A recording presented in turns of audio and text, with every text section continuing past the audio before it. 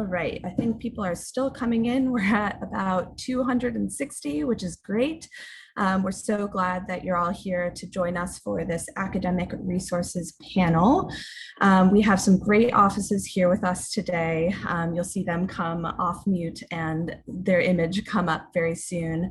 But we are joined by the Center for College Student Success, the College Center for Research and Fellowships, Student Disability Services, and a representative from the University Library. So you'll get a great overview of some of the services that we have for you here on campus. We will have them introduce themselves as they go into their presentation. The first 40 minutes or so will be them presenting on their offices and the resources that they have to offer. And then we'll get into some Q&A.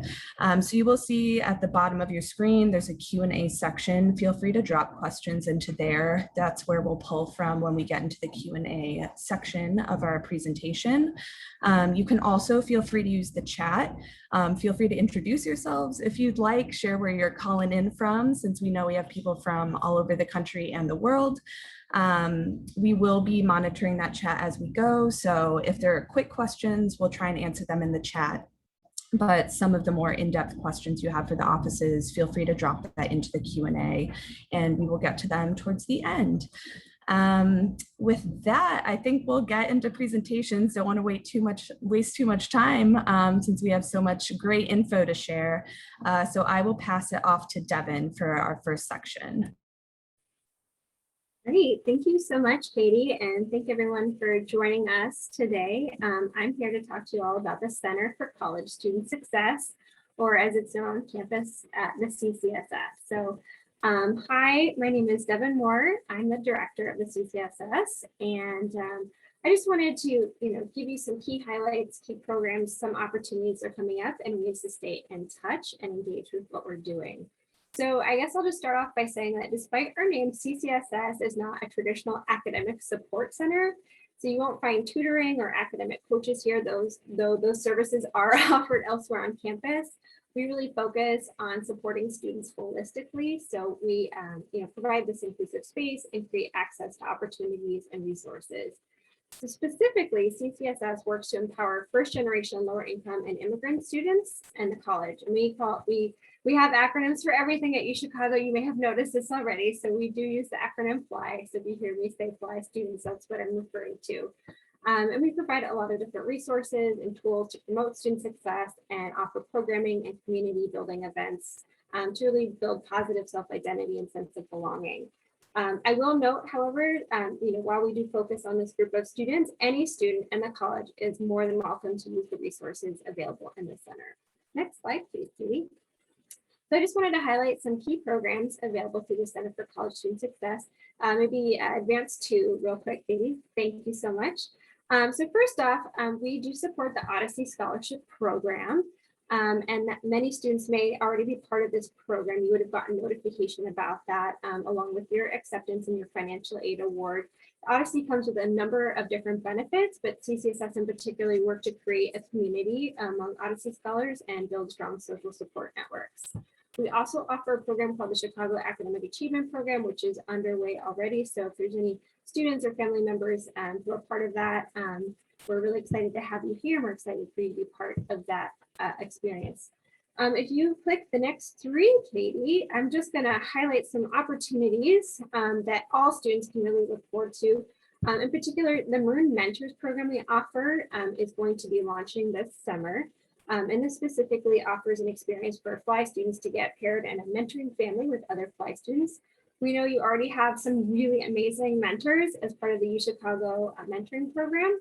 But we want to make sure that there are other opportunities. Perhaps you might be interested in being partnered with someone with similar identities and backgrounds. The FLY network is also an opportunity to do that. We've created a huge network of folks all across campus that include undergraduate students, graduate students, faculty members, staff members, and alumni who identify with parts of the FLY experience. So they might be first in their family to go to college. They might be coming from a lower income background. These are folks from all across the campus community that come together for various events and opportunities And we also provide a mentoring program through that as well called Club Champions, where faculty or staff mentor undergraduate and graduate students. So lots of great opportunities for connection there. And we also work with our partners in the Chicago Student Wellness to offer the Butterfly Support Group, which is an ongoing support group for any student who might be affected by immigrant status. It was originally created to support our undocumented and documented students, but it sort of has a wider reach at this point too. So lots of different opportunities to dial into. Go ahead to the next slide, please, Katie. So as I mentioned already, we really focus on holistic support. There's a photo of my wonderful staff there. We really take the opportunity to have one-on-one meetings. I will say students have so many amazing advisors all across campus who are there rooting for them. We are just another layer of that. So we can offer different opportunities for support there. And again, we're just here to create community. So we have many welcome events and celebration events. We have a really wonderful celebration of National First Generation College Student Day in November. We also operate other opportunities for gatherings, such as fun study breaks, socials, and we also provide small group discussions for students to really come together and really dig into their experience and share with fellow students. So let's go ahead to the next slide. Some resources. So this is where most of the students find their way to the CCSS, because we provide a lot of different resources to students that become particularly handy as they get started. So we do have a textbook lending library to help students with the cost of some of those textbooks. We also have a laptop lending program. We know, particularly now more than ever, students cannot really do their work without access to a computer. So if someone's laptop breaks down or they're unable to afford one at any point in time, we can provide a loaner laptop. We also have a free printing station, and we have a space. So these are photos here of our amazing space in the Harper Memorial Library that students can access as a fun study space, just place for gathering. In addition to these main resources that students take advantage of, we do offer some emergency financial resources, including some food access. And we host a number of different events and workshops throughout the quarter. Katie, if you click the, I put too many animations in this.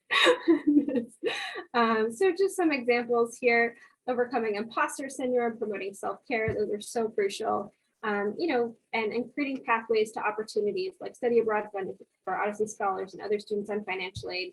And then financial literacy topics. So preparing for filing your taxes, budgeting for moving off campus, and other things that do come up and may come up for you during your college experience. So go ahead to the next slide, please. So yeah, we want to make sure that you know how to reach us, how to stay in touch. You may not find yourselves in Harper at the beginning of the school year, although you probably will. There's lots of fun events happening around there. But we do have everything listed on our website, ccss.uchicago.edu. And if you click ahead, I'm just going to highlight here the link to schedule a phone meeting or an online meeting. We mostly just do Zoom meetings now, obviously, with the CCSS staff. We're here to support students in a variety of fields. And then if you click again, I do encourage you to subscribe to our weekly email to stay in touch with events and opportunities. We're also on social. If you click one more, we're at UChicago CCSS on Facebook and Instagram. Again, these are just the best ways to stay in touch with all the different things that we'll be offering throughout the year and ways to get involved. So just to close out, the last slide, we really just work hard to recognize and highlight just so many strengths and different identities that students bring with them to UChicago. And we really want to honor the many different versions of success. That's what we do, is we hope to support students through that. So thank you for spending some time with us. That's our email and our website again at the bottom. And welcome. We're just really excited to have you here. Thank you. Thank you so much, Devin. I will pass it off to Nicole. And again, feel free to use the Q&A for any questions you have for Devin or our following speakers. Thank you, Katie, and thank you, Devin. My name is Nicole Fazio. I'm joined by my colleague, Tracy Nargis, to just spend a very brief time with you this morning or afternoon or evening, depending on where you are in the world, to talk with you a little bit about the work that we do in the College Center for Research and Fellowships. Katie, if you could click us forward. Thank you. So we'll talk, as I said, kind of give you a high-level introduction. Tracy's going to speak with you a little bit about undergraduate research at the University of Chicago, and I'm going to speak with you about the national scholarships and fellowships that our team supports. Next. This is our team. We are a team of 5 in the CCRF, which is our acronym and common colloquial term at the University of Chicago. So you can see we are ourselves, both educators, but also scholars and researchers in our own right. And this is intentional, given the work that we do with undergraduates and helping them think critically about research, national fellowships, and their experiences both at UChicago, but also after they graduate from the University of Chicago. Next. This is our mission statement. Embedded in there is a values statement as well. We are committed to academic excellence and supporting you in those efforts, which is to say supporting the kinds of activities outside of your formal classroom that are contributing to your academic and scholarly development. We consider this part of a transformative education. One of the things, and you'll hear this from Tracy as well, that we value and prize are your relationships with faculty. We actively promote mentorship and relationships with University of Chicago students and faculty that is valid and valuable in the context of fellowships, but certainly in the context of undergraduate research. We do work closely and individually with students in high impact advising environments across the duration of a university student's lifespan, that is to say your 4 years, as well as recent alum who will oftentimes come back and work with us in the context of national fellowships. Next. And then to reinforce this particular point, which is important, we support students across all disciplines. So when we talk about undergraduate research, we're not exclusively talking about students in STEM. We actively engage across all of our disciplines, supporting students, and as I said, recent alums who are interested in supporting or securing support for postgraduate experiences. Next. All right, Tracy. Thank you, Nicole. Again, I'm Tracy Nargis, Assistant Director for Undergraduate Research with CCRF. Glad to have you all here from around the world. We know some of you are already thinking about how can I get involved in undergraduate research as a UChicago college student, which is very exciting. It's okay if you haven't thought about that yet, but we want you to know that we do understand the demand for undergraduate research, and we want you to know how we define undergraduate research. It's a very serious and high impact co-curricular activity that you can engage in as an undergraduate student at UChicago, but we define it as a scholarly or creative investigation for those creative individuals in the group today that contributes to the systematic production of new knowledge. I think that's one of the most exciting parts of undergraduate research, that you as college students can really produce new knowledge and contribute alongside faculty mentors to develop new knowledge. It should be a very meaningful activity for you all. Like that's what when I said it's high impact, it's a very serious endeavor, and we want you to gain that mentorship that Nicole described from faculty, the most amazing world-renowned faculty at UChicago. And it should also be undergraduate research, a way to enrich your academic curriculum at UChicago and really help you to start thinking critically about the world around you and research in general, and really gain a greater understanding of the disciplinary research within those chosen academic disciplines that you will engage with. Next slide, please. So we are the College Center for Research and Fellowships, your campus-wide resource for undergraduate research, no matter your research discipline, majors, and as Nicole said, throughout your academic career, so whatever year you're in. This doesn't mean that we place you, so to speak, in research positions. We ask you to work towards that too. And it doesn't mean we necessarily mentor your research projects and endeavors, but what it does mean is we provide a whole host of support, research tools for you, and skill building sessions, beginning with education and advising around undergraduate research, how to get involved. We have quarterly undergraduate research information sessions that we encourage you to start with that'll really help you to start thinking about how to get involved in undergraduate research, when's the right time for you, because it's different for everyone, how to find potential research mentors, and how to think about engaging in undergraduate research at UChicago. We also have regular programming, skill building sessions to really help you build your research skills and tools, and to advance your development in undergraduate research, especially in communication skills, research writing. We also host an annual undergraduate research symposium where you can come learn about the amazing undergraduate research going on across the disciplines, and also you can present yourself hopefully one day and to learn about research opportunities. That happens in May every year, so mark your calendars, May 2022. We also have a whole host of research grants, again, across the disciplines to help you fund your undergraduate research, but to bring you into a scholarly community. And also, of course, last but not least, we work with faculty and departments across the university to help develop new research opportunities and to help you filter into undergraduate research opportunities with faculty. So when you find time, I know there's a lot going on this summer, we definitely encourage you to start perusing our website to learn more about our undergraduate research support and services. You can start as identified here under the For Students section. There's a lot of information. Again, we'll have information sessions coming up during the academic year, but you could just start perusing the website in your free time. Next slide, please. And now I'll hand it back over to Nicole to talk about our support for nationally competitive fellowships. Thank you, Tracy. So the unit is comprised of two separate enterprises with explicit connections to one another. Most of the nationally competitive scholarships and fellowships that many of you will be interested in and potentially applying for are in fact responsive to your work with faculty and engagement in undergraduate research. So there's a symmetry in the work that we do as a center. So this is essentially the definition of nationally competitive merit-based scholarships and fellowships. And while you're reading what they are, I do want to reinforce what they aren't.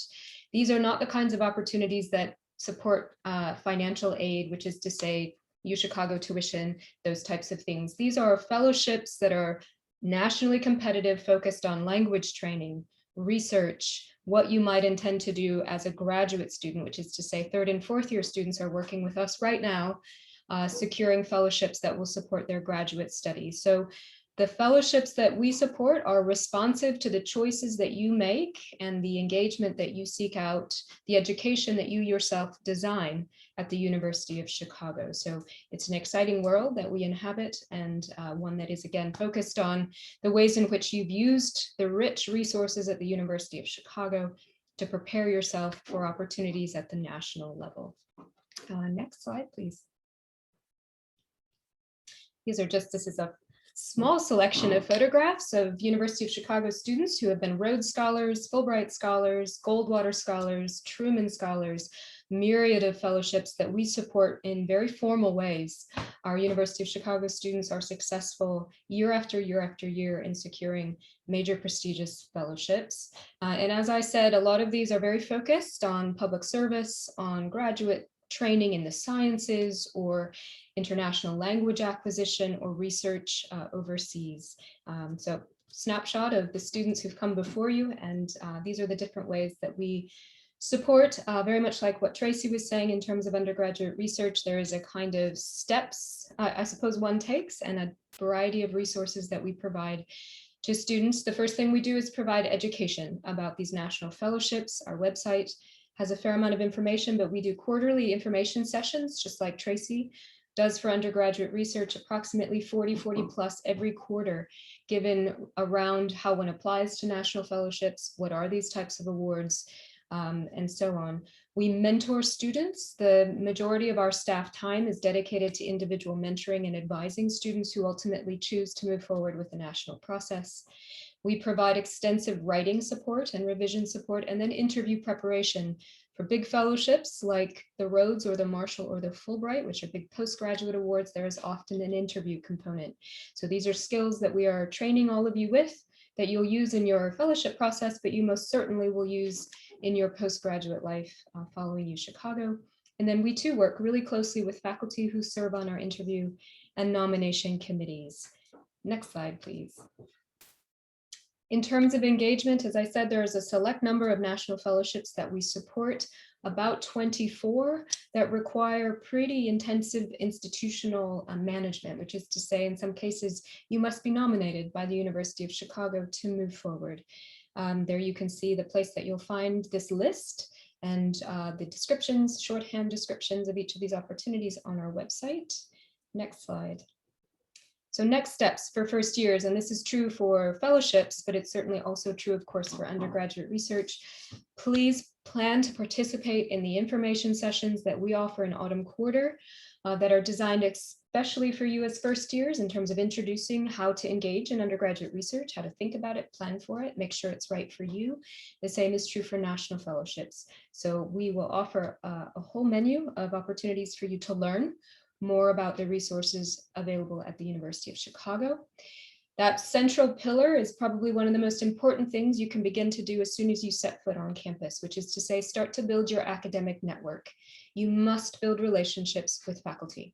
They will be your academic mentors while you're at UChicago, and they will be there when you start thinking about next steps.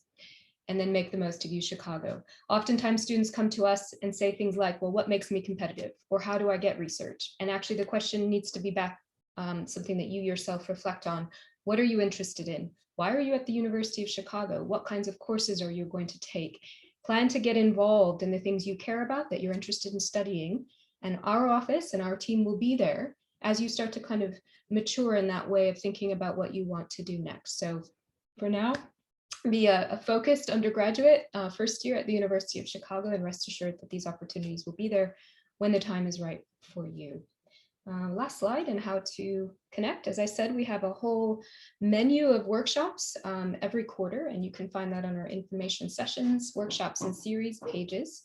You are also invited to join our listserv like Devin's team. We have an active listserv that keeps you informed of deadlines, campus opportunities, and national opportunities on a weekly basis during the academic year.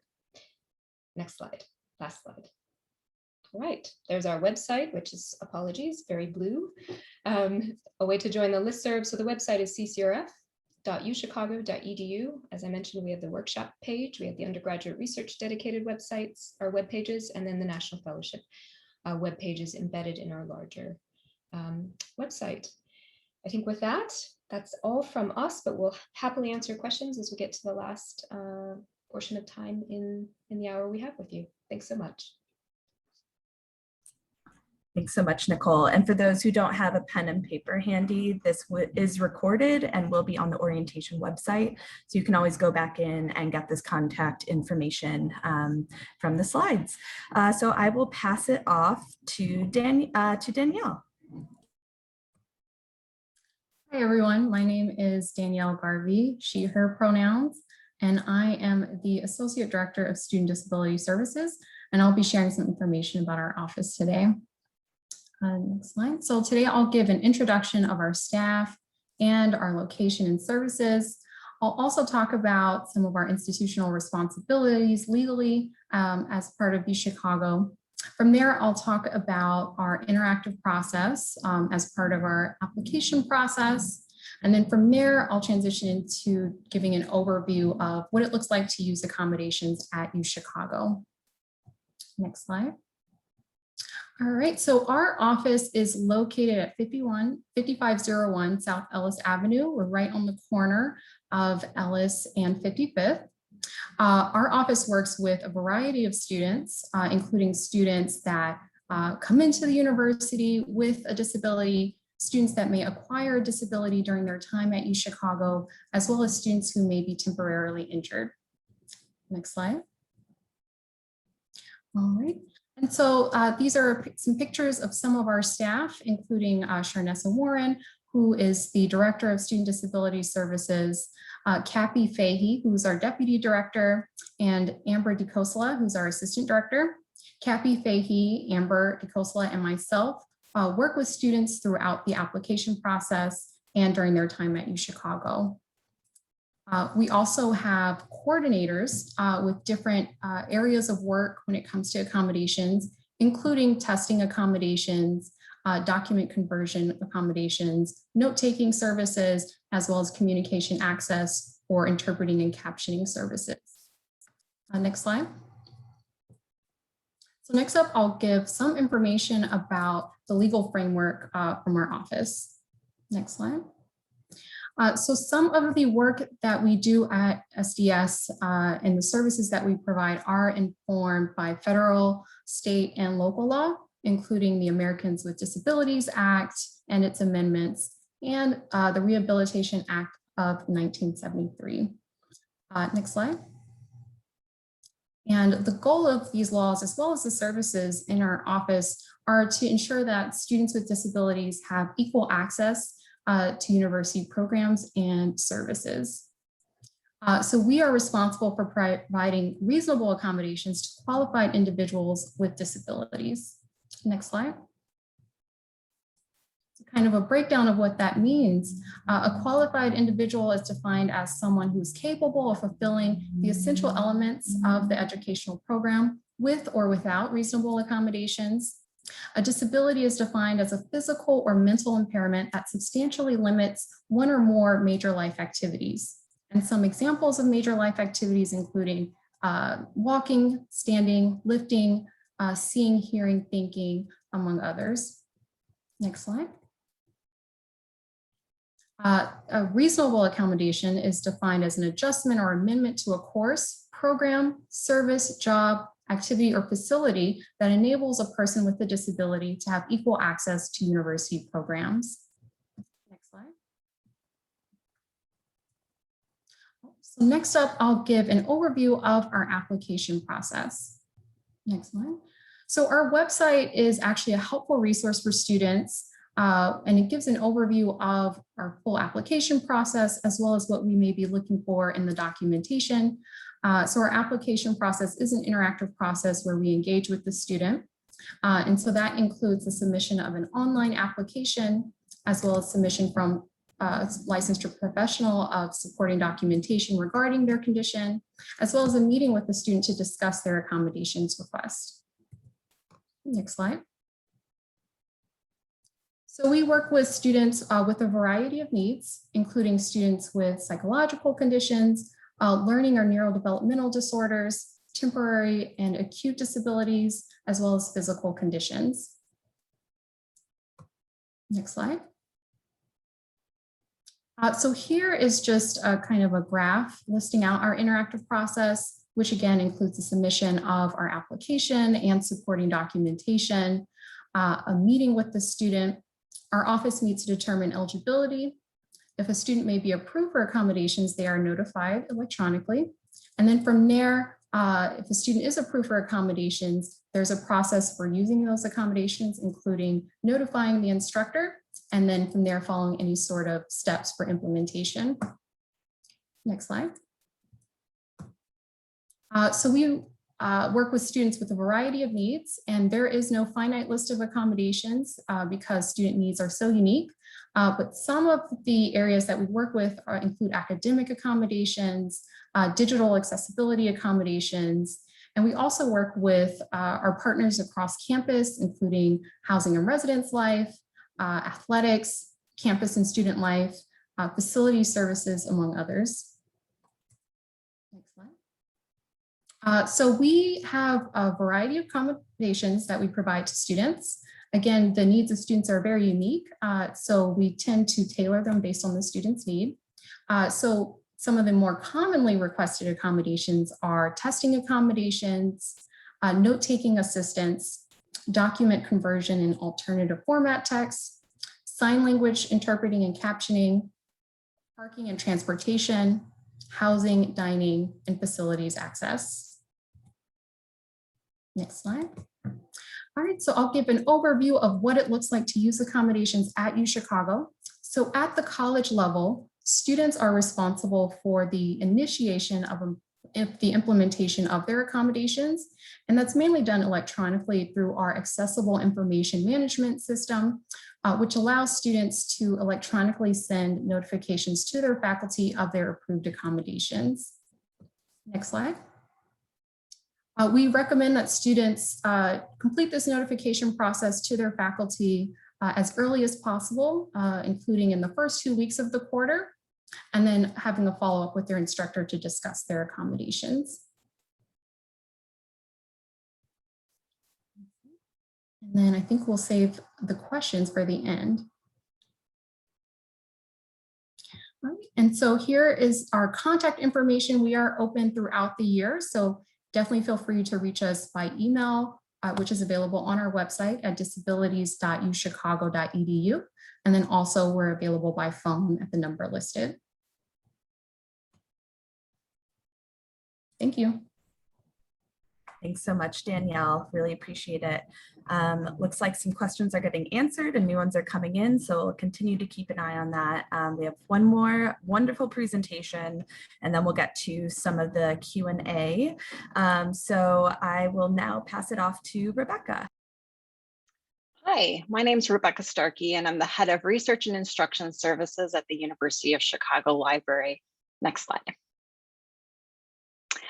The University of Chicago Library is actually 6 campus libraries. All of these libraries are open to undergraduates for your use, for your study, and for your research. Next. Here are 2 of our most popular libraries. On the left is the Joe Enrico Mansueto Library, and on the right is the Joseph Regenstein Libraries. These are very popular with students. Next.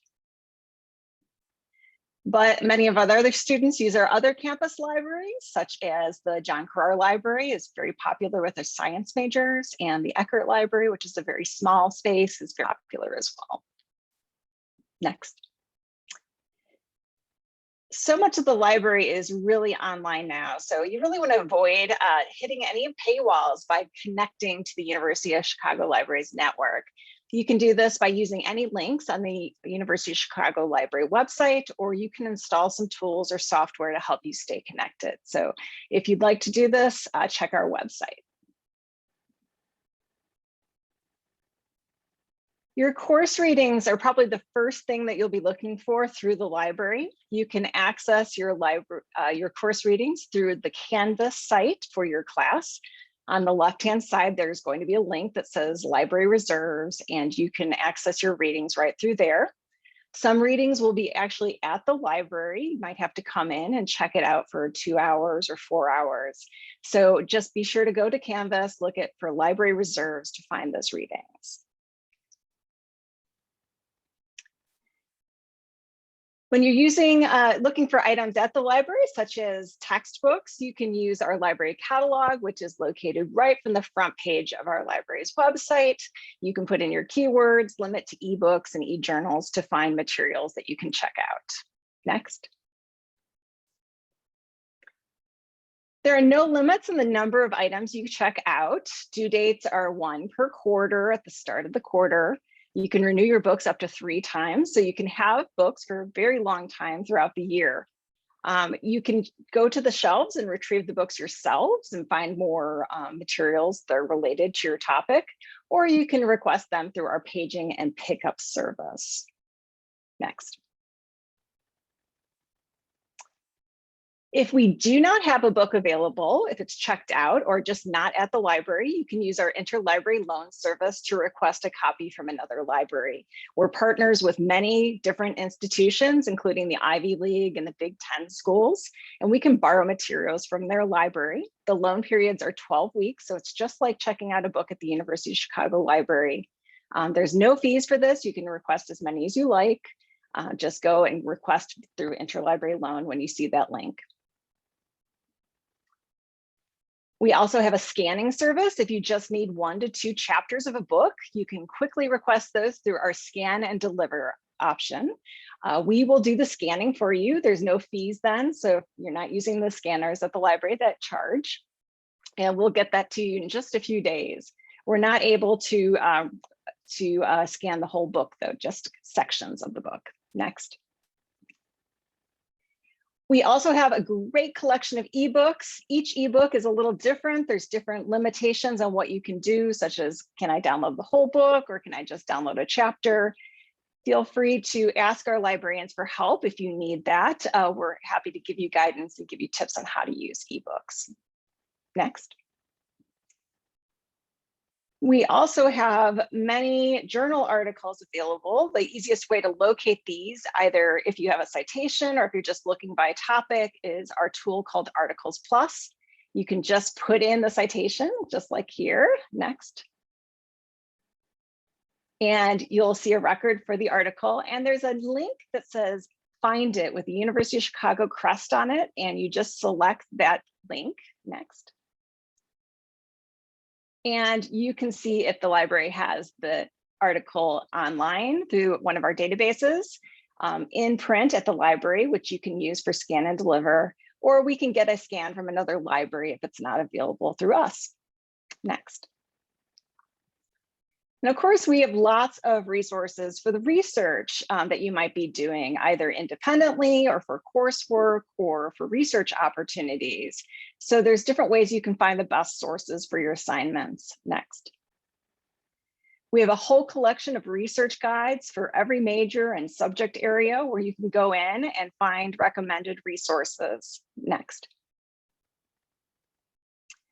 Our guides are put together by the library specialist for that field and will recommend key starting points for your research and databases that are great for literature searches. So these are really wonderful resources and can get you started on any assignment.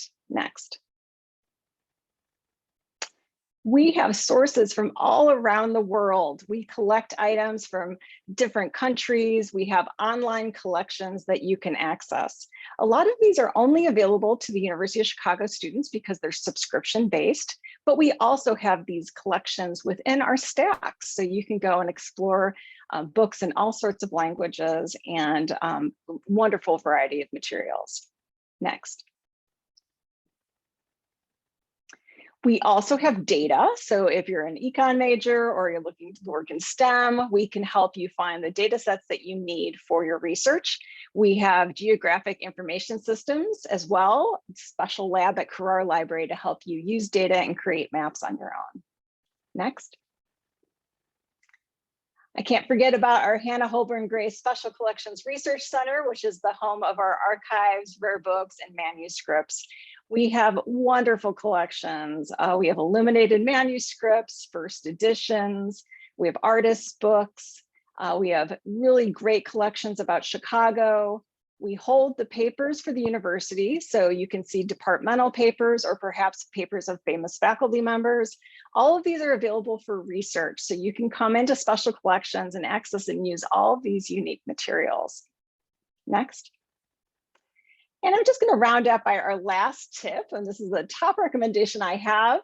Always remember that you do have staff available to help you. Our librarians are ready to help you at any point. Next. We have specialist librarians you can schedule appointments with from our website. If you have an assignment, you're not sure how to start or what the best resources are, or you need some search strategies for your topic, you can schedule a time to meet with our librarians one-on-one. We meet through Zoom, and when we're open, you can come meet with us in person. Next. If you're not sure to contact, we have a Ask a Librarian link right on our website. We have a live chat service that we use to actually answer questions live online. You can send us a question, we'll respond and direct you to the right people. Next. So thank you very much. We're really looking forward to seeing everybody on campus in the library. It's a very popular spot for students, and I hope to see you there.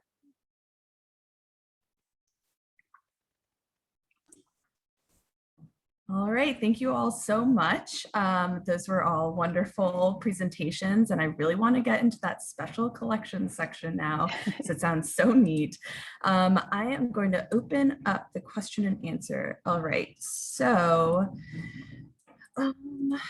I don't know if any of you all will be able to answer this, but the first question that's been thumbs up 5 times is, do I need to send in an official copy of my high school transcript? And if so, where would I send it? I think this is maybe a question outside of our expertise, but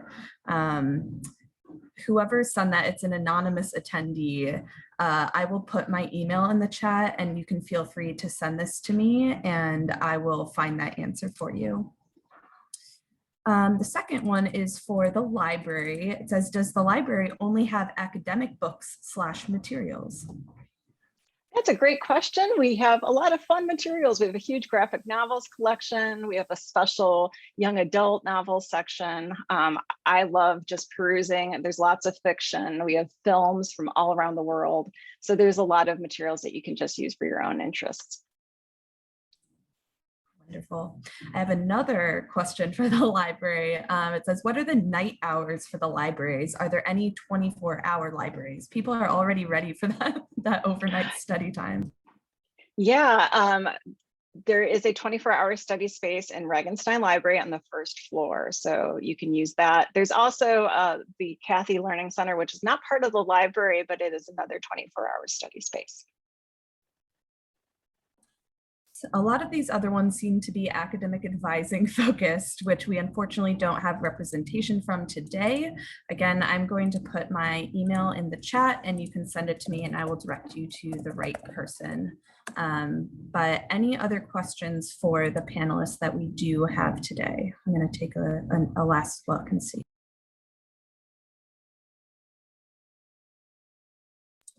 Again, for the library, are ebooks, you are going to answer this. Okay, got it. Are ebooks transferable to Kindles or Nooks? And also, are there audiobooks? That's a great question. It's a little complicated, so I thought I'd just speak about it. Ebooks are generally through platforms on the web. You can download sometimes to read on a tablet. There's special software, but they don't work like Nooks and Kindles, but they are accessible and readable online. In terms of audiobooks, we do have a very small collection, but it's not really a focus of our library. Are you familiar with something called the Bloomberg Terminal? Yes, that's a very popular business resource. Unfortunately, we do not have Bloomberg, but we do have a lot of other business databases that students have access to, and 2 librarians that deal specifically with business and economics to help you. Nicole, this one is for you. Can someone make an appointment with the research office over the summer before school starts?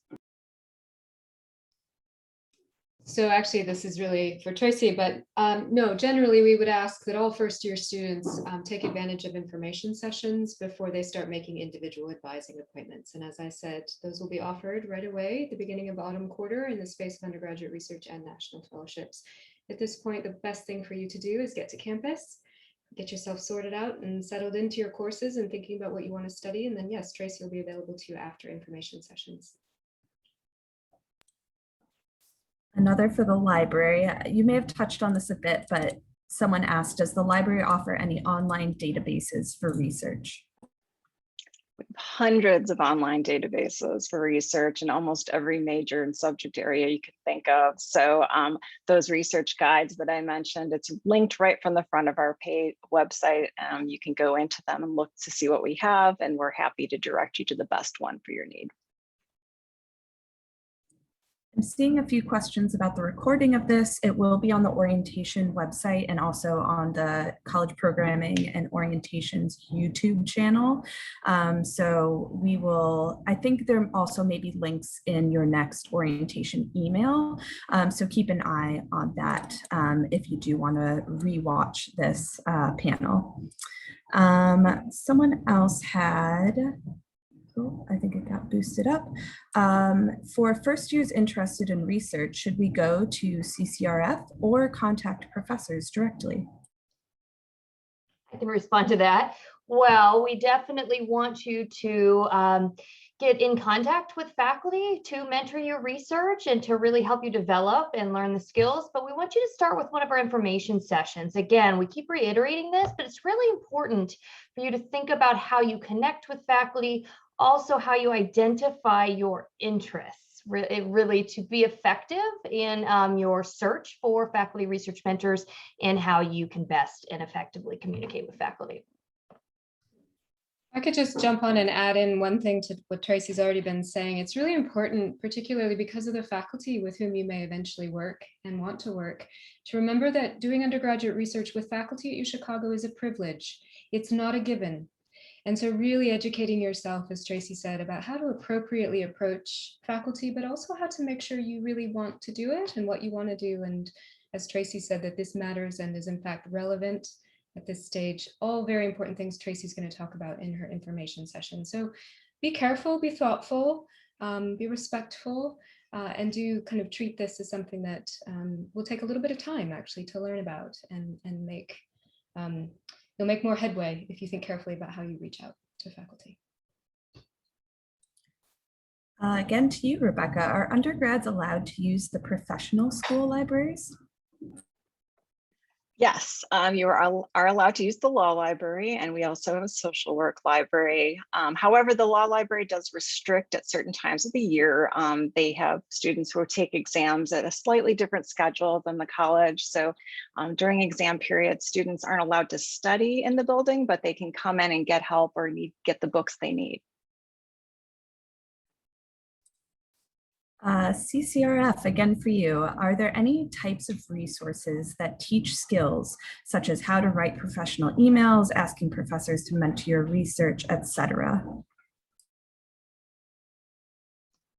Well, yes, we definitely focus in those areas. And really, again, I know we're repeating ourselves, but in those information sessions, this is where we try to help you build those skills, build confidence in yourself to create those emails and to build up your undergraduate research skills, especially around communication and writing. So definitely, we've got a whole host of information sessions beyond the introductory sessions to really help you, again, advance your skills as well and to build your confidence. Another one for you. Someone asked, is it equally beneficial to conduct research under a teaching fellow, I assume, versus a faculty member? Well, I think that it depends on, the mentorship, of course. It's not always the position of the person. We definitely have a lot of lecturers that are also considered their research mentors. And of course, teaching fellows as well. So yes, we want to talk to you about what your interests are and how you can best connect with those research mentors, not necessarily what their position is at all times, but we want you to learn from the experts in the field is what we really want you to attain while you're engaging in undergraduate research. Might as well stay unmuted. I have another one for you. What is the crossover / relationship between the Office of Career Advancement and CCRF? So I'm happy to take that. And then I see a question about designing a major that I think I might be able to answer as well. So I will say that while we do, of course, we are a partner as a kind of collegiate division, as it were, in the Dean of Students office with CCRF, we are not career advancement. I would say the distinguishing feature between the research and undergraduate research and some of the things you might find with career advancement is that this is academic research. This is a scholarly process. It's a kind of way of you engaging in your scholastic advancement, whereas perhaps in some instances, career advancement might be supporting industry internships in STEM fields in particular. So we are a very distinct operation, and that's largely because of our engagement with faculty as opposed to external industry-related internships and those types of things. The second question about the major, I think if I've understood the question, there really is only one major in the humanities that allows you to kind of so-called design a major, but in fact, you're not really designing it. It's called Inquiry and Research in the Humanities. It is a research-focused humanities degree, which allows you to construct and bring together courses, but there is a formal apparatus that teaches you how to do research in the humanities. It is a one-of-a-kind opportunity. And maybe to follow on to what Tracy said and to lift up our partnership with Rebecca, who's also on this call with us, we do a lot of work with Rebecca and the library in training undergraduate research skills generally, but also in the context of this new major where you can, in fact, create a research-based degree in the humanities. Devin, it looked like you were answering a question about the Maroon mentor program, and maybe you just submitted it, but I don't know if you want to talk at all about that program to the full group. Sure, yeah. The question had to do with what does mentoring look like through this program versus other programs. It's the small group mentoring model. So there is a second, third, or fourth year student who is the sort of lead mentor of the group. But it's also a great way to get to know other first years because there are 3 first years that are part of that small mentoring family. The connections do start over the summer, so gives you a chance to kind of get a head start there. And in addition to the regular meetings, texts, conversations among the mentoring family, the program also offers workshops, events, and other opportunities with the full group. So it's a pretty immersive experience and a lot of fun. I also noticed, Katie, in the chat, there was a question about Odyssey Scholars taking advantage of study abroad. I know there's not necessarily pertaining to this session, but I will say there are some special grants and funding available for Odyssey Scholars that are featured on the study abroad website. So if you click on the tuition fees and funding and then the financial aid tab, there's actually a recording of our last info session on that from this past year, as well as a really helpful brochure that the study abroad office put on. But it's, the study abroad office is really dedicated to removing any kind of financial barriers to accessing the programs. And before you mute, someone asked, how do you sign up for Maroon Mentors? Yes, our application will be live in mid-July. I can send the link out to the chat. It's someone said they couldn't find it on the general website, so I'll just put the direct link there. Thanks, Devin. Rebecca, a question for you. What will library hours be like next year? And do you have any info on like the evolving COVID situation? Our favorite question. Yes, actually, some good news went out today that start of August will be open for students to come back into the library as normal. Some services will not be available right away. Certain things we're still evaluating, like cafes, but we hope for you to come in and study. We have had reservable seats all summer, but now you should be able to come in and drop by and use the collections. Amazing. And oh, Devin, you're answering the question. You're so on top of this Q&A. But if you want to answer out loud for the Odyssey Scholars, is there only one category? Yes, thank you. I was going to start typing it out. Yeah, this is definitely a financial aid kind of overview, but so yes, there's a general Odyssey Scholar community. There's over 300 Odyssey Scholars. If you're an Odyssey Scholar, well, again, great opportunities for you to get to know different folks. What's can be slightly confusing about that is that some Odyssey Scholars have like people's names in front of them. That's because there are specific donors that may have funded your scholarship in particular, but it's all part of the Odyssey Scholarship Program. And I know the financial aid office will send out some information about that to clarify that point. But there's, yeah, it's a great program. And so we look forward to meeting the Odyssey Scholars in your class. Thanks, Devin. Quick one for you, Rebecca. Are masks required inside the library? Yes, we're still following university guidelines, which is to wear masks. Another one for Odyssey Scholars. Are health insurance costs waived for Odyssey Scholars? Yes, so if Odyssey Scholars enroll in USHIP, the scholarship does cover that cost. We are sending out communications about that and some specifics on how to do that in August when you'll receive information broadly about USHIP enrollment for autumn and the academic year. There's a question about how big is the 2025 class? I believe you all are around 2,000 strong.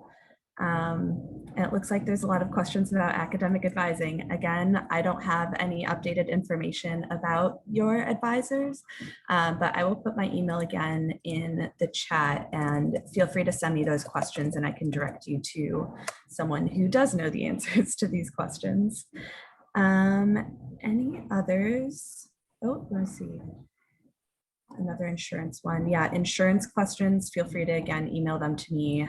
We don't have someone from Student Health, although they will have a panel on, I believe it's July 12th. So if you tune in then, a lot of these questions might get answered. But if you need one sooner, I would go to UChicago Student Wellness. Their website should have information or at least a contact person that you can reach out to. Housing assignments, nope, don't have that answer. Let me see, any other ones for the offices that we have with us today? Katie, I think I see one I can Oh yeah, answer. please. How much printing is allowed per quarter? 100 pages per quarter at the CCSS. That's part of our program. And again, any student is welcome to use that service. It got upvoted so fast, I missed it. People really needed to know that copy.